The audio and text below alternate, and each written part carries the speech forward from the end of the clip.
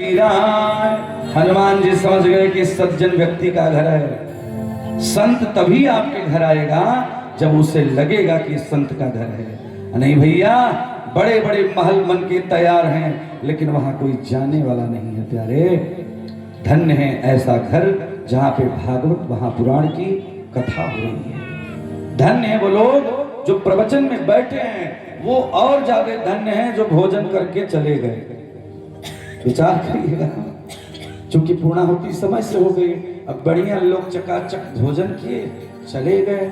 हमने कहा जाने दो, जो भक्त है ना बैठेंगे, वादा करते हैं जिसकी जो मनोकामना होगी। केवल प्रवचन भागवत कथा का एक श्लोक इतना सुंदर है, वो कहता है कि जो भक्त भागवत के प्रवचन में बैठ जाता है, पहले तो 3 चीज का लाभ होता है। उसके घर पितृ का दोष नहीं लगता, 7 जन्मों से कोई भी पितृ योनि में पड़ा हो। प्यारे, एक श्लोक की एक व्याख्या सुनते ही उस प्रेत की मुक्ति बन जाती है। धुंधकारी जैसे प्रेत की मुक्ति बन गई भैया, इसको सुनने से मंगल हो जाता है।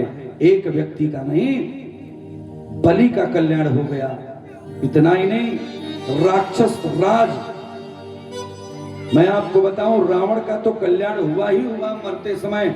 अर्थात रावण ने मांग लिया था तो भगवान ही मारे। आपने देखा कि जन्म जन्म मुन जतन कराही, अंत कभी भगवान नहीं आते।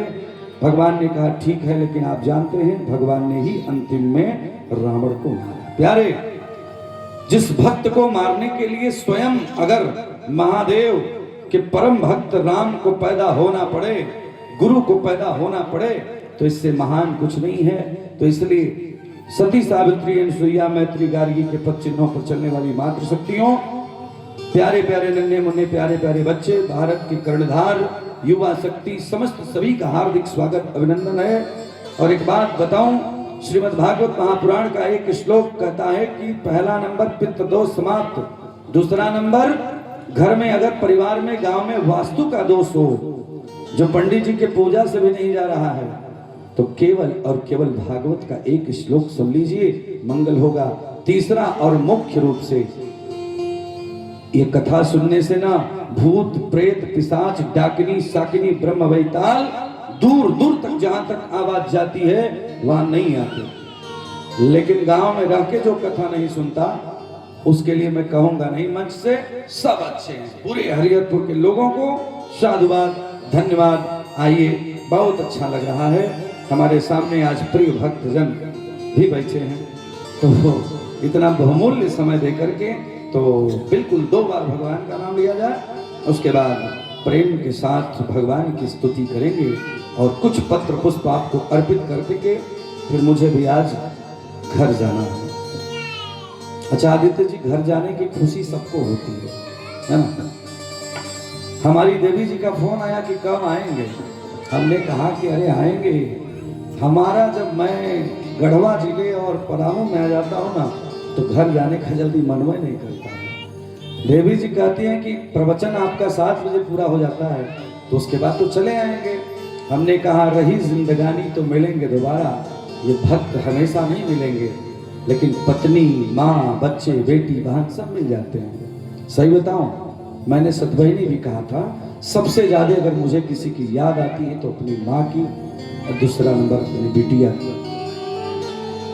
बेटी अपने पिता की जान होती है। अगर फोन कभी आप भी, अगर बेटियां अगर अपने घर में अपने पिता की जान होती हैं बेटियां, और जो बेटी अपने पिता को हृदय से मानती है, हर भारत की बेटियां मानती है, लेकिन प्यारे वो पिता भाग्यशाली होता है जिसके घर बेटी होती है। अगर बेटी नहीं है ना, तो दूसरे बेटी का दान करना चाहिए। तो इसलिए 2 बार भगवान का नाम लीजिए। बेटियों के नाम संदेश है। आज बड़ा सुंदर प्यारा मंडप सजा है। 2 बार भगवान का नाम हो जाए, उसके बाद सुनाएंगे क्या। गोविंद गोविंद गोपाला, गोविंद गोविंद गोपाला, गोविंद गोविंद गोपाला, गोविंद गोविंद गोपाला, गोविंद गोविंद गोपाला।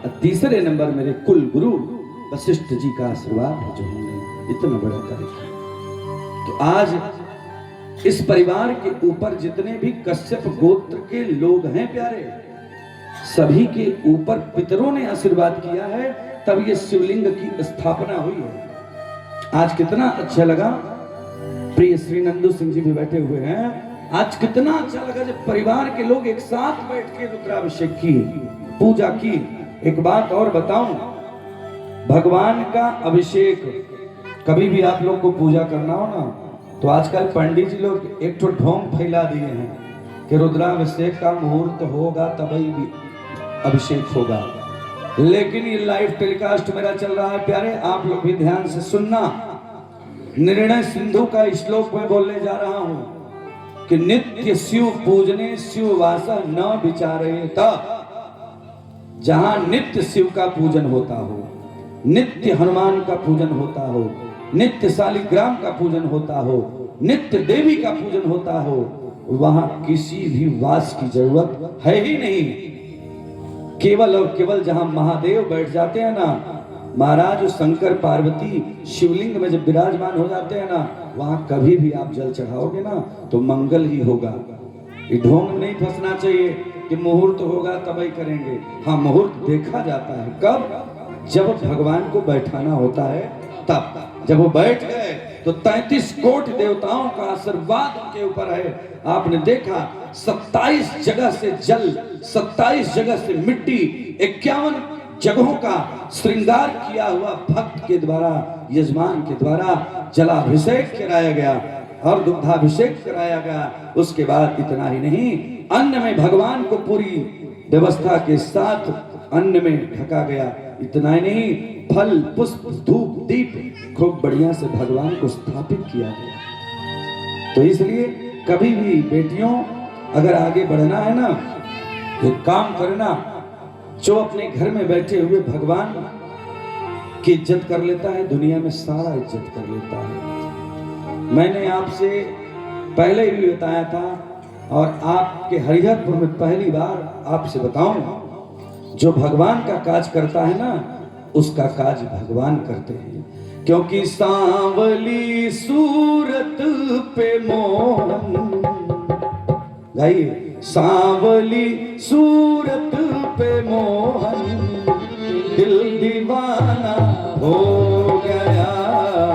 सांवली सूरत पे मोहन, दिल दीवाना हो गया।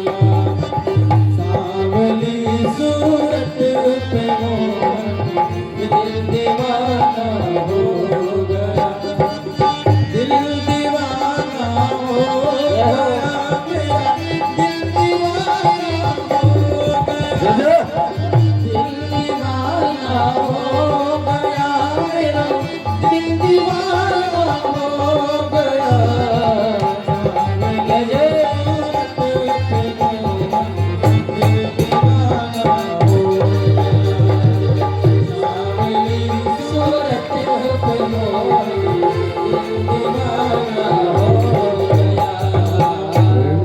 कृष्ण भगवान की जय हो। आज सुखदेव जी कहे थे विद्वान बनने, पढ़ाई करने, खूब भगवान का नाम लेने, परीक्षित राजा बने।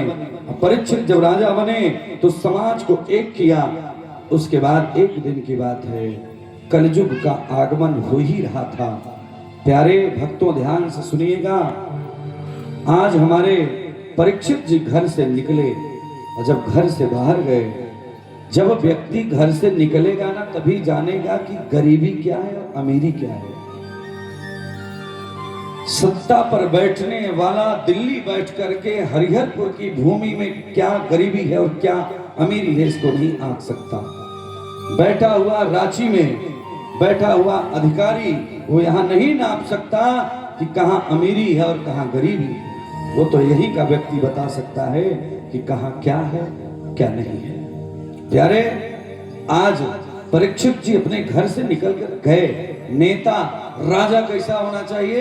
राजा ऐसा होना चाहिए कि जब वो राजा बने, वो मुखिया बने, वो विधायक बने, वो सांसद बने तो अपने लोगों के बीच जाए, जब जाएगा ना तो कमी और बेसी को देखेगा, और नहीं तो अच्छे अच्छे लोगों के घर जाएगा, सोफा सेट पे बैठेगा और उसके बाद चाय नाश्ता करके फोटो खिंचाएगा, फेसबुक इंस्टाग्राम व्हाट्सएप पे डालेगा, काम खाली। लेकिन गरीबी वही की वही रही। हमारे आपके पैसे से सरकारें चलती हैं, लेकिन हम और आप जहां थे वही हैं। लोग कहते हैं कि हमने विकास किया, हम तो कहते हैं भैया विकास हमने किया ठीक है, लेकिन हम लोग कहीं न कहीं विनाश के रास्ते पर जा रहे हैं। क्या पहले की माताएं जब घर में खाना बनाती थी ना, भोजन बनाती थी, तो बिना चप्पल और जूता के, पहले जमाने में इतनी व्यवस्थाएं नहीं थी, मिट्टी का घर था, लेकिन मिट्टी के घर में भी सुंदर गाय के गोबर से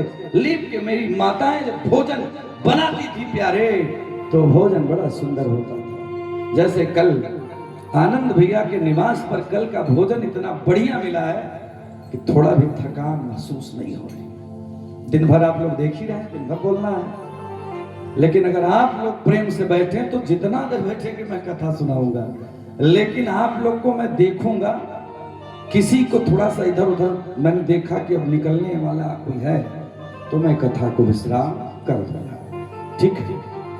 और कोई को विशेष जरूरी होगा तो धीरे से बगल में जाएगा, फिर आ जाएगा, लेकिन हमें भी जाना है, आपको भी जाना है। मैंने बताया कि एक व्यक्ति ने कहा कि बाबा आप जा रहे हैं, हमने कहा अभी नहीं जाएंगे, अभी कई साल बाद अभी हरिहरपुर में एक और मंदिर की स्थापना करानी है, भव्य दिव्य नव्य भगवान शंकर जी की स्थापना करानी है, हनुमान जी को बैठाना है, क्योंकि राम काज किन्हीं बिनु मोह कहाँ विश्राम प्यारे। आज परीक्षित ने देखा एक सुंदर गौ माता है, और गौ माता के ना 3 पैर टूट गए थे, किस लिए कि पीछे एक काला कलूटा सा 7 फीट का आदमी मारते हुए गौ माता को जा रहा था, उसके साथ एक बछड़ा भी था सुंदर सा। आपके यहाँ उसको क्या बोलते हैं बछड़ा को, कुछ भाषा परिवर्तित हो सकती है, छोटा सा गाय का जो बच्चा होता है उसको कुछ दूसरा बोलते हैं, लेरू। एक जगह मैं 2016 में आया था, तो संजोग से मैं सोया था आप ही के क्षेत्र में, रात की बात थी, तब तक वो गाय का बछड़ा जो था, श्रीमान सुनील सिंह जी, बछड़ा जो था वो छूट गया, हमारे यहाँ वही बोलते हैं। तब तक घर से आवाज आई आपकी भाषा में, तो हमने कहा कि भाई ये है क्या, तो हम समझ नहीं पाए। सुबह पूछे, हमें लगा कि वो शेर और आ गया, इस टाइप का लगा, लेकिन हमने सोचा, हम थोड़ा देर में देखे तो गाय का बछड़ा था, उसको बांधा गया। तो भाषा परिवर्तित है, लेकिन यहाँ की भाषा में प्रेम है भाइयों। मैं तो कहता हूँ कि यहाँ के लोग जब फोन करते हैं तो कहते हैं बाबा गोड़ लगी, और दूसरे जगह हाय बाय नमस्ते, बहुत कुछ है ना।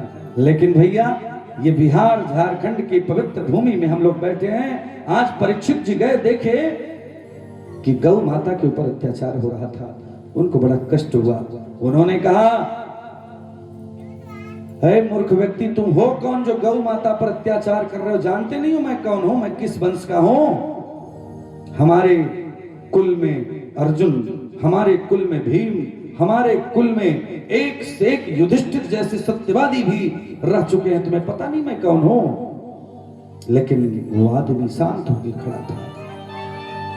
उसने कहा कि आप राजा हैं, आप जानिए कि कौन है। तब परीक्षित ने देखा कि गौ माता रो रही थी, विचार करना। लेकिन यहाँ पर जो बैल था, बैल के सारे तीनों पैर टूट चुके थे। आज हाथ जोड़ करके उस युग ने कहा कि प्रभु मैं कलयुग हूं, मैं कलयुग हूं, और ये साक्षात जो गौ माता है ना, भक्ति महारानी है। और ये भक्ति महारानी की स्थिति ये है कि रो रही हैं कि लोग भक्ति कर रहे हैं लेकिन दिखावा कर रहे हैं। सच्ची भक्ति, सच्ची श्रद्धा वह है जो अपने माता पिता के प्रति होती है, एक भाई के प्रति होती है, एक बेटी के प्रति होती है। आज लोग अल्ट्रासाउंड करा के बेटी अगर है तो मार देते हैं। तो भैया आज भक्ति महारानी कलयुग में रो रही थी, गऊ के रूप में, लेकिन जो बछड़ा था, बैल था, उसके 3 पैर टूट गए थे। अर्थात कलयुग ने कहा कि तीनों पैर टूट गए हैं। स्थिति ये है कि धर्म, अर्थ, काम, मोक्ष सब समाप्त हो चुका है। केवल और केवल एक चीज है, क्या? केवल एक पैर चल रहा है, वो है क्या? जो अभी अभी प्राण प्रतिष्ठा का कार्यक्रम हुआ है। केवल धर्म के चलते पृथ्वी टिकी हुई है। जब सारी दुनिया समाप्त हो जाएगी तो त्रिशूल की नोक पर प्यारे वही बचेगा जहां पे त्रिशूल या भगवान शंकर विराजमान होंगे। जिस प्रांगण में, जिस गांव में, जिस क्षेत्र में महादेव मेरे विराजमान हो जाते हैं, उस क्षेत्र की पवित्र भूमि, मिट्टी अमृत हो जाती है, क्योंकि वह मिट्टी स्वर्ग से कम नहीं है। जननी जन्म भूविष्य स्वर्गात्। ऋषि परीक्षित ने कहा कि चलो तुम्हारी स्थिति हमने देख लिया, लेकिन तुम बताओ, तुम कलयुग हो, तुम्हारा वास कहां कहां होगा? पहले नंबर पर कलयुग ने कहा कि हमारा वास सोना में होगा। बेटियों, सोना जो गहना होता है, जो पति देवता से माताएं खूब लेती हैं, वो सोना। 5 चीजें गहना में होना जरूरी है, लेकिन 5 से ऊपर हो तो उसको किसी गरीब बेटी को दान दे दो। ज्यादा है तो किसी यज्ञ में दान कर दो। कहीं मंदिर बन रहा है गांव में, मंदिर में दे दो अध्यक्ष जी को, अध्यक्ष जी, सचिव जी को कि लीजिए, इसको बेच करके मंदिर की भूमि में जितना मंदिर में आवश्यकता होगी उतना पैसा लगा दीजिएगा। विचार करना, मैं नहीं कह रहा। श्रीमद् भागवत महापुराण में कलयुग ने राजा परीक्षित से कहा कि सोना में। उसके बाद दूसरा नंबर स्त्रियः पानम। जो अपनी स्त्री के अलावा कुसंगति में फंसेगा, दूसरी स्त्री के चक्कर में अपने परिवार को बर्बाद करेगा, उसके घर में मेरा वास होगा। जिसके घर में बेटी बहन की इज्जत नहीं होगी, उसके घर में मेरा वास होगा। तीसरा नंबर स्त्रियः पान। जहां पर झुम बराबर झुम शराबी, यहाँ होगा। एक गांव में नरेश भैया, मैं कथा कहने गया, आप ही का क्षेत्र है, मैं नाम नहीं लूंगा, नहीं तो मंच की बात है।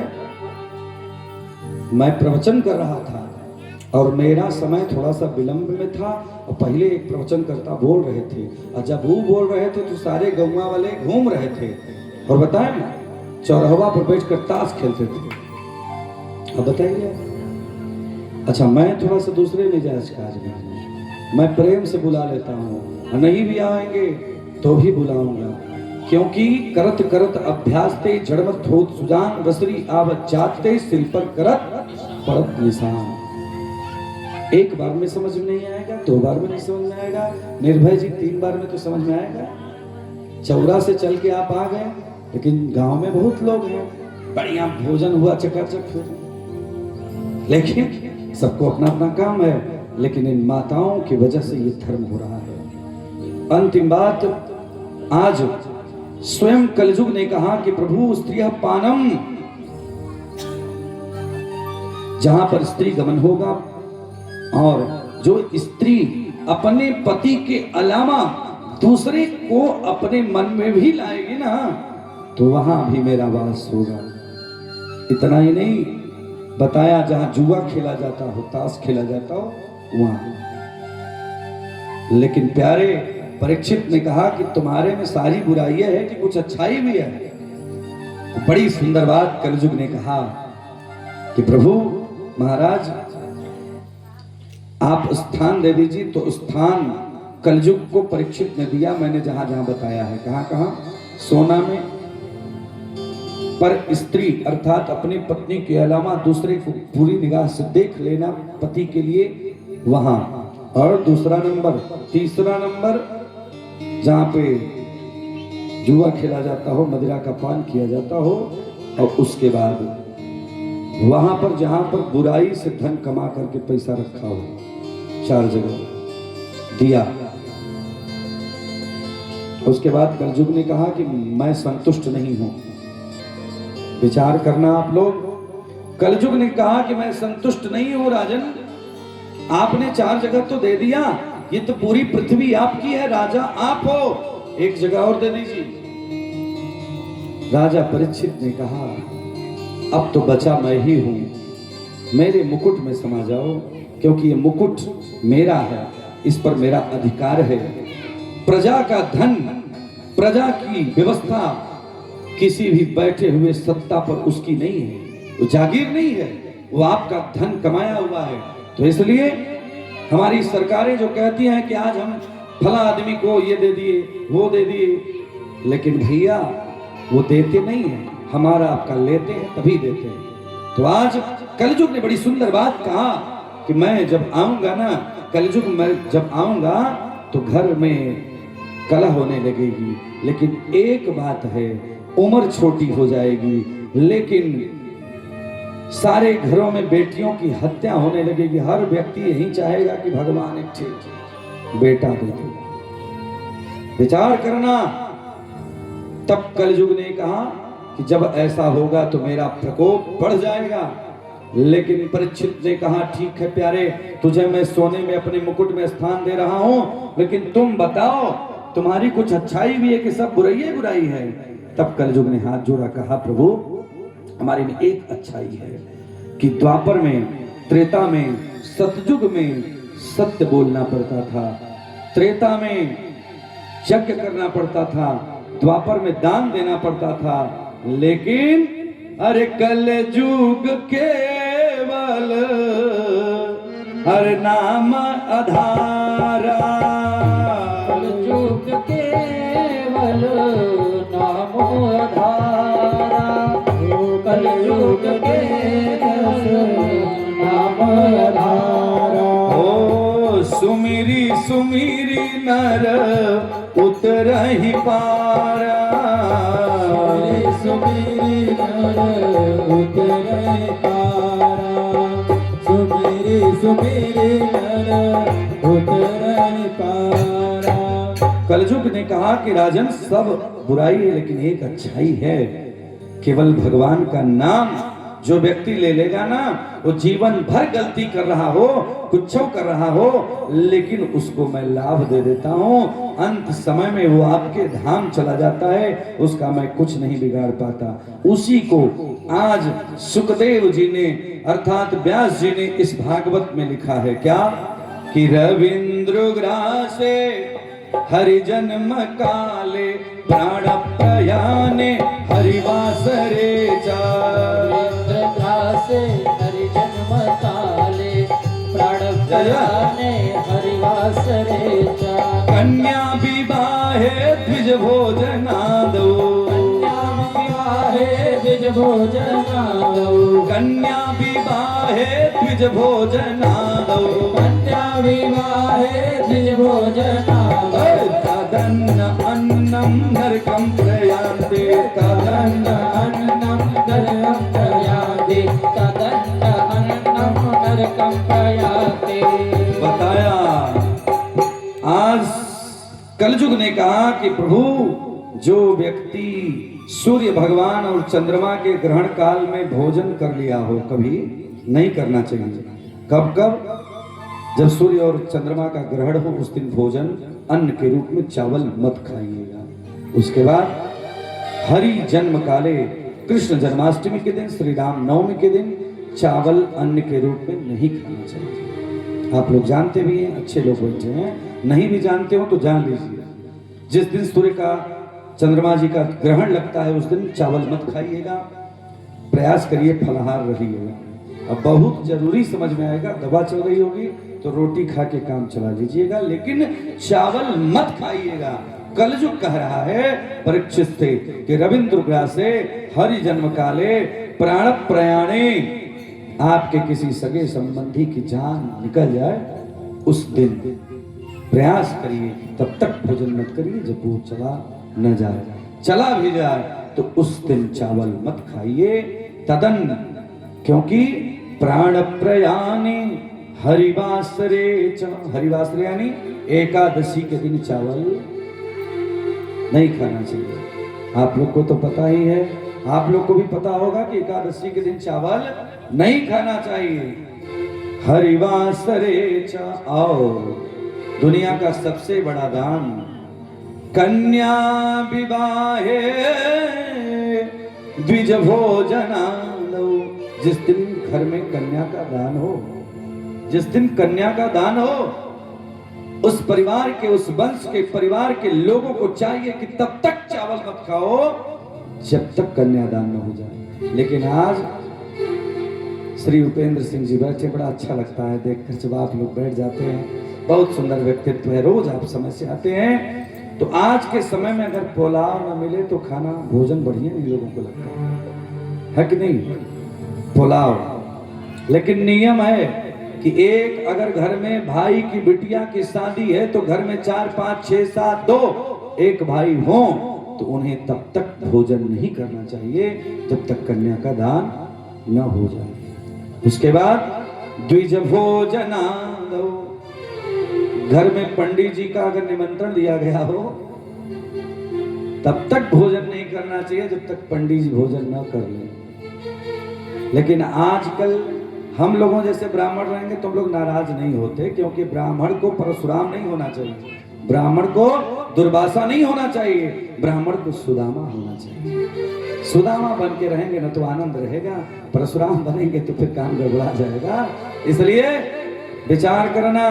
भागवत की ही कथा में महाराज परीक्षित ने सुखदेव जी से पूछा, सुखदेव जी ने बताया कि कन्या विवाहे द्विज भोजनादौ। परीक्षित जी ने कहा कि महाराज ये द्विज भोजनादौ क्या है? उन्होंने कहा कि नहीं जानते। महाराज सगर कितने लड़के थे? 60,000। अब दुर्वासा जी आ गए घर में, भोजन बनने लगा, तब तक घर के बच्चे को भूख लग गई। उस जमाने में कितने लोग गजब लोग हुआ करते थे, सोचो। घर में बच्चे को भूख लग गई, माँ ने कहा, जैसी प्यारी सी बिटिया है या कथा सुनती है, तो माँ ने कहा कि बेटा तुझे तब तक भोजन नहीं मिलेगा जब तक पंडित जी भोजन नहीं कर लेंगे। दुर्वासा जी गए बढ़िया सोन में स्नान करने, आए तब तक बेचारे को भूख लग गई, बच्चे को। बच्चे तो भाई बच्चे ही हैं। माँ ने धीरे से भोजन को थाली में निकाला और दे दिया कि लीजिए आप जो है भोजन कर लो बेटा। कि भोजन जूठा हो गया, मैं नहीं करूंगा। जल लिया, जल लेकर के सिंचित कर दिया कि जाओ सगर तुम्हारे 60,000 लड़के जितने भी तुम्हारे वंश में हैं सब समाप्त हो जाएंगे। 60,000 लड़का समाप्त हो गए। विचार करना। शिव महापुराण की कथा में आता है, एक वंश में बचा भगीरथ। भगीरथ जी आए, गंगा को पृथ्वी पर उतारे, तब जाके पाप समाप्त हुआ। इसलिए रविंद्र रासे हरिजन्म काले प्राण प्रयाणे हरिवासरे च और कन्या विवाहे द्विज भोजनादौ तदन्न अन्नम। इस दिन जिसको हमने बताया, जो व्यक्ति चावल खाता है उसको घोर नरक में जाना पड़ता है। समझ में आ गया ना? अच्छे लोग बैठे हैं। जिस दिन सूर्य चंद्रमा का ग्रहण काल हो, जिस दिन भगवान कृष्ण और राम का जन्म हो, जिस दिन कन्या का विवाह हो और जिस दिन एकादशी हो, जिस दिन ब्राह्मण का भोजन अपने घर में हो, चावल तब तक मत खाना। लेकिन आज कलयुग ने कहा कि प्रभु ये तो महाराज सगर के यहाँ का नियम बताया है, लेकिन जो कलयुग का व्यक्ति ना एक बार भागवत का एक श्लोक सुन लेता है ना, एक श्लोक इसका जो सुन लेता है ना, अगर वो रोज चावल खाए, प्रतिदिन चावल खाए, चावल नहीं, कितना भी अधम से अधम व्यक्ति हो, अजामिल ने जीवन भर बुरा कर्म किया लेकिन अंतिम में अपने बेटे नारायण का नाम ले लिया, अजामिल तर गया। विचार करना। लेकिन बहुत सुंदर बात कहा कि जो व्यक्ति कलयुग में नाम लेगा वो अमर हो जाएगा। कलयुग केवल नाम आधारा। गोस्वामी तुलसीदास जी ने उस जमाने में बेटियों लिखा, अच्छे लोग बैठे हैं, इस जमाने में बिना आधार कार्ड के कुछ नहीं होता। कलयुग केवल नाम आधारा लिखा है, मैं नहीं बोल रहा, अच्छे लोग बैठे हैं। गोस्वामी तुलसीदास जी ने उस जमाने में लिख दिया कि कलयुग केवल नाम आधारा, बिना आधार कार्ड के कोई पासपोर्ट वीजा नहीं बनेगा। श्रीमान सोना सिंह जी, बड़ा अच्छा लगा आज, बहुत भक्त हैं आप।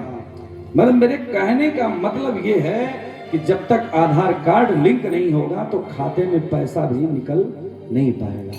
तो इसलिए अरे कल युग केवल नाम आधारा, कल युग केवल नाम आधारा, कल युग केवल नाम आधारा। सुमिर सुमिर नर उतर ही पारा, सुमिर से उतर ही पारा, सुमिर सुमिर से उतर ही पारा। बड़े भाग्य मानुष तन पावा, बड़े भाग्यवान सुतन पावा, बड़े भाग्यवान सुतन पावा। सुर दुर्लभ सब ग्रंथ निगावा, सुर दुर्लभ सब निवारा, सुर दुर्लभ सब निवारा। श्री राम जय राम जय जय राम, श्री राम जय राम जय जय राम, जय जय विघ्नहरण हनुमान, जय जय विघ्नहरण हनुमान। प्रेम से बोलिए संकट मोचन भगवान की जय हो।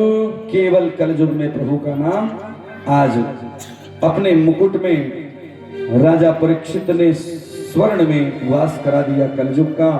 विचार करिएगा माताओं बहनों भाइयों, जब कलयुग का वास सोने में हो गया, एक दिन की बात है। आज राजा परीक्षित गए, जब कलयुग का वास हो गया तो भैया दुनिया में ना, जब कलयुग का घर में वास हो जाता है तो कुछ नहीं हो पाता, सत्संग नहीं हो पाएगा। जब कलयुग आ जाता है, वही राजा परीक्षित जो इतना बड़ों का सम्मान करते थे, ग्रामवासियों का सम्मान करते थे, संत ब्राह्मण गुरु पुरोहित बिटिया बहन सबकी इज्जत करते थे, आज वही राजा परीक्षित घर से निकले गए। जाने के बाद एक सुंदर वन में गए। वन में जाते जाते देख करके आज भगवान भी परीक्षा लेने लगे और आज कलयुग प्रताप सर पर था, लेकिन आज राजा परीक्षित को प्यास आ गई। ध्यान से सुनिएगा, आप सब बड़े अच्छे हैं। प्यास आ गई, पानी पीने की इच्छा हुई। आज बगल में समीक मुनि का आश्रम था, उनका नाम था समीक ऋषि। विचार करिएगा, आज समीक ऋषि के आश्रम के नजदीक गए। समीक ऋषि ने आसन बिछा करके एक सुंदर भगवान का नाम लेते लेते उनके आगे पीछे पूरा जाल बिछ गई थी और पूरा सुंदर उनका स्वरूप चमक रहा था, लेकिन उस सुंदर स्वरूप संत का दिखाई नहीं दिया। कलयुग का प्रताप है, परीक्षित को दिखाई नहीं दिया। परीक्षित ने जाके कहा पानी चाहिए, फिर भी जप चल रहा था। परीक्षित ने कहा पानी चाहिए, 3 बार कहा, लेकिन उनको समझ में नहीं आया, क्योंकि जप चल रहा था।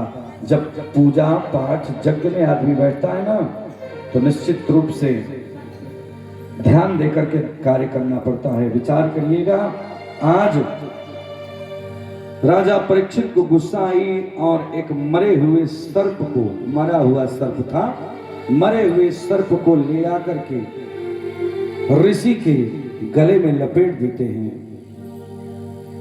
आज जब समीक ऋषि के पुत्र को पता चला, समीक मुनि के ऋषि के पुत्र का नाम श्रृंगी था, विभांडक के पुत्र। उसको जब पता चला, उसके मित्र ने बताया कि आपके पिताजी के गले में नाग सर्प को लपेट दिया गया, वो मरे। तत्काल ब्राह्मण पुत्र को गुस्सा आया और उसने जल लिया और जल लेकर कह दिया कि जिस तक्षक नाग, जिस सर्प से तूने हमारे पिता का ये गति किया, अपमान किया, जप करते समय, पूजा करते समय, माता पिता जब एकांत में हो तो बच्चे को भी वहां जाना वर्जित है, इसलिए मैं श्राप देता हूं कि जाओ, तुमको भी यही तक्षक नाग 7वें दिन काटेगा परीक्षित, और तुम ऐसे मरोगे कि तुम्हारी गति भी नहीं बनेगी, 7वें दिन तुम मर जाओगे। विचार करना यार, ये बात जब राजा परीक्षित को पता चला, उसके पहले समीक ऋषि की आंखें खुली। समीक ऋषि ने देखा कि राजा परीक्षित को श्राप मिल गया। वो राजा, जिस राजा ने पूरी सृष्टि को एक कर दिया था, जाति पात का भेद सब भूल गए थे, कलयुग का प्रधान राजा, कलयुग के समस्त पापों को अपने सर पर लेकर के सुख की अनुभूति कराने वाला राजा आज पूरे कष्ट में 7वें दिन मरेगा। आज समीक ऋषि ने कहा कि बेटा तूने बड़ी गलती किया है, गुस्सा में आके अपराध तूने कर दिया, राजा को तूने श्राप दे दिया, बेटा बड़ी गलती तूने किया है। लेकिन मृथान हो अरे देव ऋषि बानी, मृथान हो देव ऋषि बानी।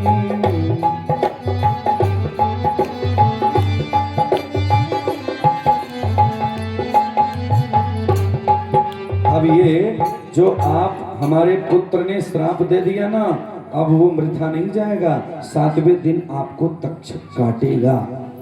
लेकिन दुनिया के विद्वानों को समीक ऋषि ने बुलाया, विश्व के विद्वानों की गोष्ठी बुलाई गई कि ये बताइए कि इस दुनिया में व्यक्ति को जब मरना हो, पता चल जाए कि मरना है, तो उसे क्या काम करना चाहिए। सभी ने कहा कि ये कोई बता नहीं पाएगा। इसको बताने के लिए जो 12 वर्ष तक गर्भ में रहा, गर्भ में ही सारी विद्वत्ता की परिकाष्ठा को पार कर गया, व्यास जी के सुपुत्र सुखदेव मुनि को बुलाना पड़ेगा, तब ये पता चलेगा। क्योंकि सुखदेव से बड़ा विद्वान इस दुनिया भूमंडल पर कोई नहीं है, क्योंकि उसने अमर कथा भागवत की कथा सुना है। आज गंगा जी के तट पर सारे विद्वान एक जगह एकत्रित हुए, देशवासी विदेशवासी सनातन धर्मावलंबी एक जगह हो गए, और इतने में सुंदर सुंदर सुंदर चरणों के साथ सुखदेव मुनि का आगमन हुआ। सुखदेव जी को देखकर लगा कि साक्षात सुबह प्रातः काल का सूर्य उदय हो रहा है। छोटी सी उम्र में विद्वत्ता की परिकाष्ठा को पार करने वाले सुखदेव भगवान जब आए तो राजा परीक्षित देखते ही रह गए, क्योंकि तेरी मंद मंद मुस्कनिया पर बलिहार प्यारे जू, हो बलिहार प्यारे जू। मुस्कनिया पर बलिहार राघव जी, बलिहार राघव जी। तेरी मंद मंद मुस्कनिया पे, तेरी मंद मंद मुस्कनिया पे बलिहार राघव जी, बलिहार राघव जी, बलिहार। पहला प्रश्न सुखदेव जी से पूजा करने के बाद, माला पहनाने के बाद परीक्षित ने किया। माताओं बहनों कि गुरुदेव, जब व्यक्ति को ये पता चल जाए कि 7 दिन में मरना है तो क्या करना चाहिए। सुखदेव जी ने कहा, प्यारे सत्य तो यही है कि 7 ही दिन में सबको जाना है, चाहे शुक्रवार को जाए, चाहे शनिवार को जाए, चाहे रविवार को जाए, चाहे सोमवार को जाए, जाना इन्हीं 7 दिनों में ही है। लेकिन जाने से पहले कुछ अच्छा कर लो कि तुम्हारी मरने का डर समाप्त हो जाए। तो प्यारे, जब जिसको ये पता चल जाए एक दिन जाना है, तब आपको केवल और केवल और केवल श्रीमद् भागवत महापुराण का प्रवचन सुनना चाहिए, केवल भगवान की कथा श्रवण करना चाहिए। क्योंकि पता होता है व्यक्ति को कि जाना है, लेकिन यही बात अंतिम में पता होता है जब गांव वाले बताते हैं कि भगवान का नाम। जिसको पता हो जाएगा वो भागवत के श्लोकों को सुनेगा। 7 जन्मों से अगर घर में किसी प्रकार की समस्या हो, पितृदोष से संतान होने में समस्या हो, पितृदोष से विवाह होने में समस्या हो, पितृदोष से जमीन पृथ्वी ऊसर हो जाए, तो केवल भागवत कराओ। आज परीक्षित जी कहा, गुरुदेव सुनाइए, मैं सुनना चाहता हूं, मैं सुनना चाहता हूं। क्रमबद्ध तरीके से सुनाना शुरू किया, बहुत बढ़िया से सुनाना शुरू किया। धीरे धीरे धीरे समय व्यतीत हुआ, धीरे धीरे समय आगे बढ़ा। हम तो आपको आए हुए आज 3 दिन हो गया, ठीक है, तो 3 दिन में 18,000 श्लोक, लेकिन जितना है उतना ही हम लोग लाभ ले लें। 18,000 श्लोक सुनोगे तो समझ में आएगा, अच्छे लोग हैं, लेकिन हमको लगता है एक श्लोक अगर हम लोग सुन लें तो हम लोग का जीवन धन्य हो जाएगा। बहनों, हम इसीलिए कहते हैं ना कि जब कोई धर्म करता है तो उसके साथ भगवान सदा खड़े रहते हैं। आज परीक्षित ने कथा सुना, सुखदेव जी ने सुनाया, खूब बढ़िया वंश विस्तार की कथा सुनाया, खूब अच्छी अच्छी कथा सुनाया, बलि की कथा, वामन की कथा, कई कथाओं को सुनाया। लेकिन नवम स्कंद में जब आए तो पहली दुनिया की सबसे बड़ी कथा सुनाया। कौन सी कथा? अरे जय जय राम कथा, हो जय श्री राम कथा।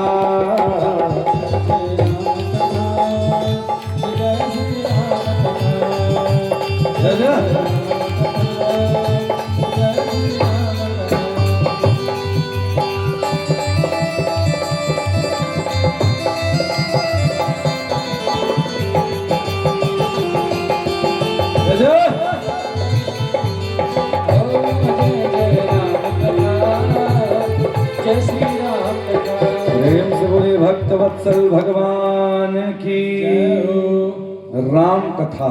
लेकिन एक श्लोक में सुना दिया, हादो राम तपोवनादिगमनम हत्वा मृगम कांचनम वैदेही हरणम जटायुमरणम सुग्रीव संभाषणम वाली निग्रहणम समुद्र तरणम लंकापुरीदानम रावण कुंभकर्ण में तद्भिरामायणम। एक श्लोक में पूरी राम कथा सुना दी। तो सुखदेव जी ने जब सुनाया तो परीक्षित ने कहा कि प्रभु कलयुग में ना राम के चरित्रों को जीवन में उतारना चाहिए, आप ही शिक्षा दीजिए। और भगवान कृष्ण के चरित्र को जो उतारने का प्रयास करेगा उसका जीवन बेकार हो जाएगा। ये कथा मुक्तिदायिनी है, ये कथा पितरों का कल्याण कराती है, ये कथा जो दवा आपके शरीर में काम नहीं करती है उस दवा को काम कराने के लिए है। जो शरीर में किसी प्रकार की व्याधि है, संतान होने में समस्या है, घर में पितृ का दोष है, वास्तु दोष है, तो ये भागवत कथा कराओ।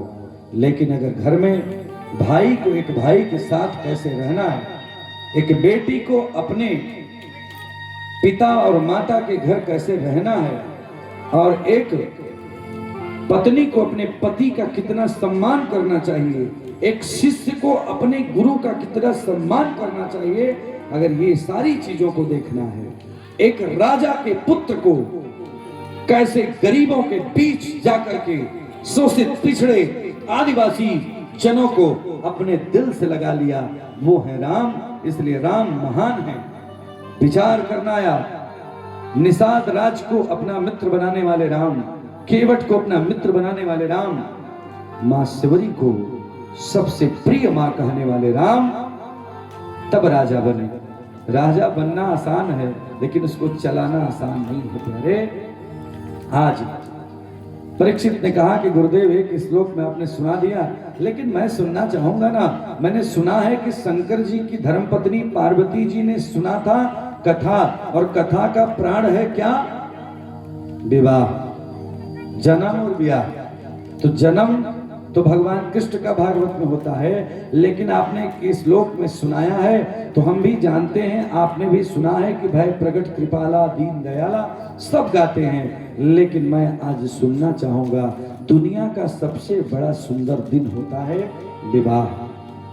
विवाह, जब किसी का विवाह होता है ना, एक बेटी को अर्थात लक्ष्मी स्वरूपा कन्या और विष्णु स्वरूप वर का जब विवाह होता है, जयमाल के क्रम में सिंदूरदान होता है ना, वो दुनिया का सबसे महान दिन होता है, सबसे सुंदर होता है। इसलिए प्रभु मेरा भी विवाह हुआ था, क्योंकि 7वें दिन हमें जाना है। इसलिए गुरुदेव आज राम जी का विवाह थोड़ा सा सुना दीजिए। परीक्षित ने कहा, सुखदेव जी हंसे कि वाह, कलयुग में सत्य बात यही है कि जो व्यक्ति अपने विवाह से खुश हो जाएगा, समझ लो कि जीवन उसका धन्य है। बहुत सुंदर बात आज सुखदेव जी ने कहा। सुनो, उस समय की बात है कि जब रावण का अत्याचार बढ़ गया था, राम को जन्म लेना पड़ा, उधर जनक नंदिनी को जन्म लेना पड़ा। लक्ष्मी के रूप में माँ सीता के रूप में आ गई। इधर राम जी अपने भाइयों के साथ आए, लीला किए, लेकिन जब विवाह का क्रम आया तो आज प्रेम के साथ भगवान श्री रामचंद्र अपने छोटे अनुज लखन प्रताप सिंह के साथ अपने गुरु विश्वामित्र जी के साथ गए। कहाँ गए? आजू मिथिला नगरिया निहाल सखिया। दो भाई ससुरारी में पहले से थे, राम लक्ष्मण। उधर धनुष टूट गया और दो भाई पहले ससुरारी में, और दो भाई बराती, भरत और शत्रुघ्न भैया बारात गुरु जी लेकर आए। चारों भाई एक साथ नारियां गाने लगी। क्या? आजू मिथिला नगरिया निहाल सखिया, चारों दूल्हा में बड़का कमाल सखिया। चारों दूल्हा में बड़का कमाल सखिया। आज मिथिला नगरिया निहाल सखिया। गाइए। आज मिथिला नगरिया निहाल सखिया। चारों दूल्हा में बड़का कमाल सखिया। चारों दूल्हा में बड़का कमाल सखिया।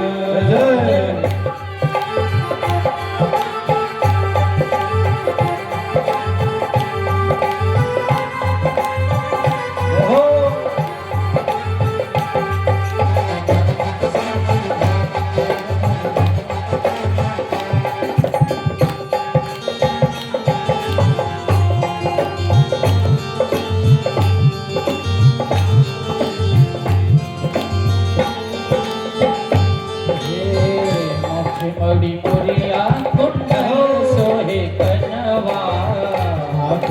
पुरिया कुंडल सोहे कनवा।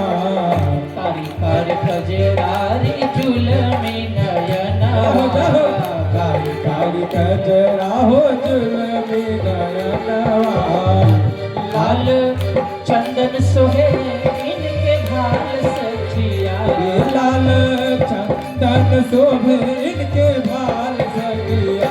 चारों दूल्हा में बड़का कमाल सखिया।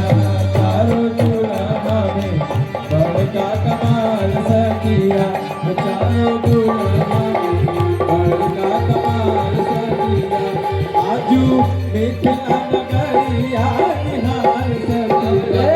आजू मिथिला नगरिया निहाल सखिया। कैसे? आजू हरिहरपुर नगरिया निहाल भैया। आजू हरिहरपुर नगरिया निहाल भैया। चारों सारी दुनिया में सबसे कमाल सखिया। सारी दुनिया में सबसे कमाल सखिया।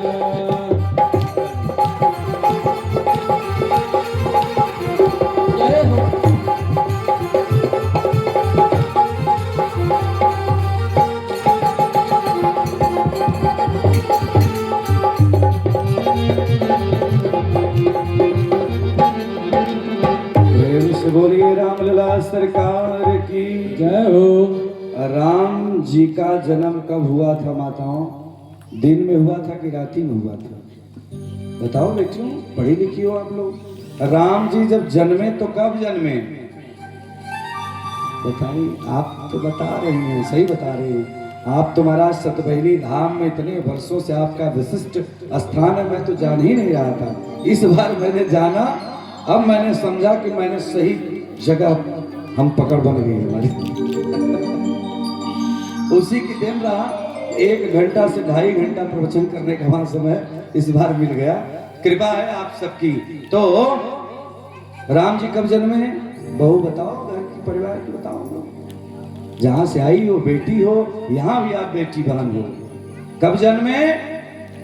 अरे नवमी तिथि मधुमास पुनीता, नवमी तिथि मधुमास पुनीता, नवमी तिथि मधुमास पुनीता, शुक्ल पक्ष अभिजित हरिप्रीता, शुक्ल पक्ष अभिजित हरिप्रीता, शुक्ल पक्ष अभिजित हरिप्रीता। नवमी तिथि मधुमास पुनीता, दिन में भगवान जन्मे है ना। नवमी के दिन श्री राम नवमी के दिन जन्मेंगे अभी ना। और भगवान कब जन्मे? रात्रि में 12 बजे। एक राम जी दीने में जन्मे, भगवान कृष्ण रात्रि में जो जन्मता है वो बड़ा टेढ़ा मेढ़ा होता है। जैसे मुरली वाले मनोहर 8 जगह से टेढ़े थे, है ना। राम जी बेचारे सीधे साधे। तो भैया राम जी का दिन में जन्म हुआ और केशव कृष्ण का रात में। कि कृष्ण के चरित्रों को जो व्यक्ति उतारेगा वो जीवन भर परेशान रहेगा। एक जगह भागवत कथा में करने गया था बिहार में। एक जजमान आया, वो कहा पंडित जी बाबा वो क्या? कहा कि ये बताइए कि उस जमाने का महानायक कृष्ण 16,108 पटरानी पत्नी बनाया, तो क्या हम लोग 3 ठो भी नहीं बना सकते? हम कहे नहीं। राम के राज्य की जब स्थापना हुई, एक ही धर्म एक व्रत नेमा, और काय बचन मन पति पद प्रेमा। राम जी जब राजा बने तो ऐलान कर दिया आज के बाद हर स्त्री के लिए उसका पति ही भगवान होगा। लेकिन पुरुषों के लिए भी किया ऐलान, क्या कि सो परी नारी लीलारी गोसाई। नारियों को खूब संदेश प्रवचन में होता है, हम पुरुषों के लिए भी है क्या कि प्यारे सो परी नारी लीलारी गोसाई। दूसरे की नारी को, अपनी पत्नी के अलावा दूसरी स्त्री को देखो ना, तो बहन की निगाह से देखो, माँ की निगाह से देखो, बेटी की निगाह से देखो, नहीं। सो परी नारी लीलारी गोसाई, तजई चौथ की चंद्र किनार। चौथ की चंद्रमा को देखने से पाप लगता है, लेकिन अपनी पत्नी के रहते दूसरे पत्नी के पास, दूसरी स्त्री के पास जाकर के प्रेम कर लेना जन्म जन्म का साथ है हमारा तुम्हारा कह देना 1111 गौ हत्या का पाप लगता है जो अपने पत्नी को पति धोखा देता है। शास्त्र में सबको बराबर का स्थान दिया गया है। पत्नी के लिए अगर पति भगवान है तो पति के लिए भी पत्नी लक्ष्मी होती है। इसलिए आज भगवान श्री राम बड़े सुंदर दुल्हा बने और दुल्हा बनने के बाद इधर 4 राजकुमारियां सुंदर सुंदर विवाह मंडप में जयमाल हो गया था। और उस जमाने में प्यारे बहनों जब जयमाल हुआ ना, तो प्यारी बहनों ध्यान देना, आपके यहाँ भी विवाह होता है। उस जमाने में जब सीता ने विचार किया कि हमको राम मिले ना, उन्होंने क्या किया? गौरी पूजा किया, देवी के मंदिर में गई, शंकर जी के मंदिर में गई। लेकिन आज हरिहरपुर की बेटियां तो अच्छी हैं, यहाँ की संस्कारिक बेटियां हैं, लेकिन और जगहों पर मैं देखता हूँ। एक जगह मुझे विवाह कराना था, बेटी बहुत पढ़ी लिखी थी। हमने कहा कि बेटी समय आ गया, जाओ एक बार गौरी पूजन कर लो, कुछ नहीं तो देवी माँ को फूल चढ़ा दो जाके। 5000 की फूल माला पति को पहनाने जा रही हो, एक तो लाल फूल लो, अम्मा की गोद में जाके रखो, अब मांगो जैसे सीता जी ने मांगा। क्या मांगा? गौरी पूजन किया कि हे माँ, मेरा ना जो मनोकामना है माँ ना, मेरे पति के रूप में राम को दे दो माँ। तो जानते हैं माँ ने क्या आशीर्वाद दिया? क्योंकि माँ हमेशा देती है, लेती नहीं है। माँ ने प्रेम से दिया। कब दिया? जब बिटिया ने कहा, बेटियों क्या कहना है, जब आपका जयमाल हो ना तो आप अपने घर के मंदिर में जाओ, अपने निवास के जो भगवान है जहां भी वहां जाओ और एक ठे फूल लेकर के बोल देना, हे माँ, लखवीर सिंह लखा ने गाया है क्या, हे माँ, प्यारा सजा है तेरा द्वार भवानी, प्यारा सजा है तेरा द्वार भवानी, प्यारा सजा है तेरा द्वार भवानी। तेरे भक्तों की लगी है कतार भवानी, तेरे भक्तों की लगी है कतार भवानी। ऊंचे पर्वत भवन निराला, ऊंचे पर्वत भवन निराला, ऊंचे पर्वत भवन निराला। ये देखिए मंदिर कितना बढ़िया सजा है। अभी तक आनंद विहार आते थे तो ये मंदिर स्वर्ग लगता था, घर स्वर्ग लगता था, लेकिन अब स्वर्ग से भी बड़ी उपमा अगर यहाँ को दिया जाए तो कम नहीं है। जहाँ पे महादेव की स्थापना कैसे, बड़ा प्यारा सजा है तेरा द्वार भवानी, प्यारा सजा है तेरा द्वार भवानी, बड़ा प्यारा सजा है तेरा द्वार भवानी।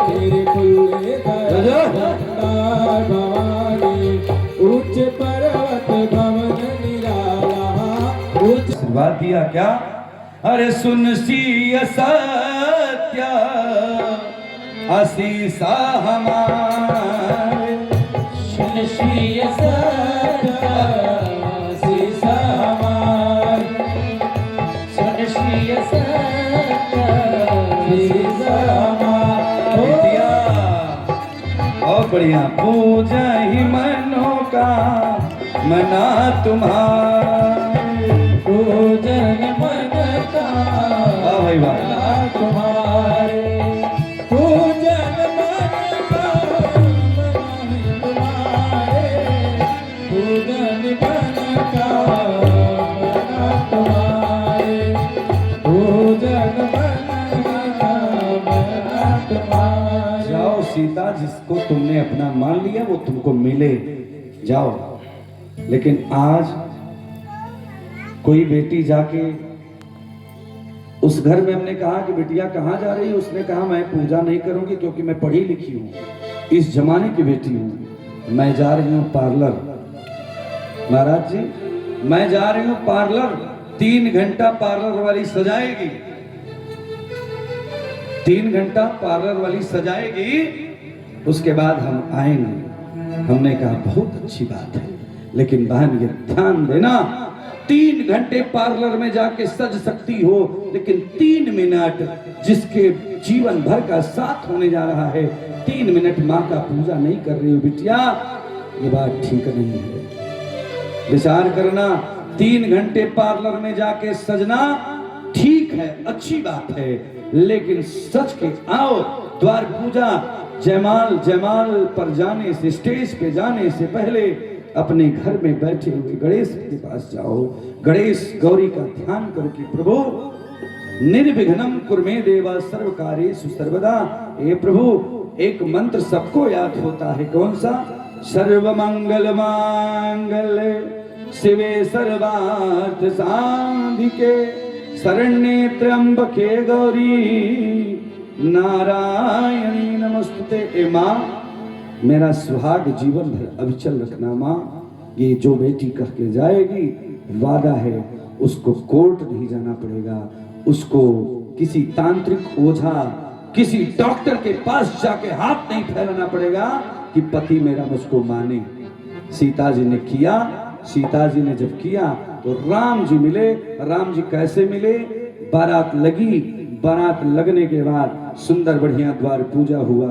द्वार पूजा होने के बाद सुंदर भगवान का 8 प्रकार का विवाह होता है, जिसमें हमारे आपके घर में जो विवाह होता है उसको ब्रह्म विवाह करते हैं, जिसमें वर विष्णु के रूप में और कन्या लक्ष्मी के रूप में होकर के विवाह किया जाता है। कन्यादान हुआ, जनक जी ने कन्यादान किया, और बड़ी सुंदर बात, जनक जी ने दशरथ से कहा, गुरु वशिष्ठ से हाथ जोड़कर कहा कि हे स्वामी, समझी मेरे दशरथ जी ना, मेरे पास कोई धन नहीं है, लेकिन मेरे यहाँ सबसे बड़ा धन मेरी बेटी है, क्योंकि पुत्री पवित्र अकिए कुल दो, अपुत्री पवित्र किए कुल दो।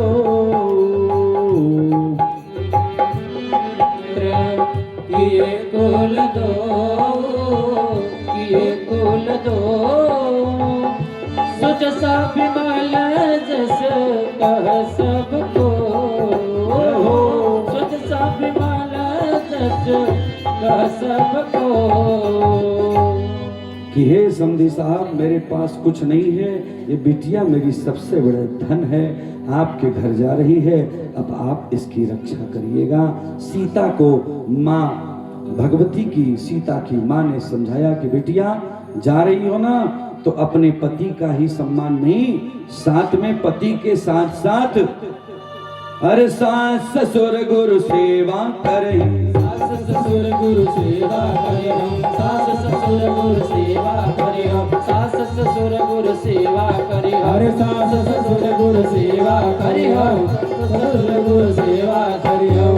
अच्छा, प्रवचन सुनकर के कभी कभी लोग अच्छा ले लेते हैं, कभी कभी बुरा ले लेते हैं। मैं एक जगह प्रवचन सुनाया था, एक भजन मैं गाता हूँ, मैं आप लोगों को शंकर जी के चरित्र में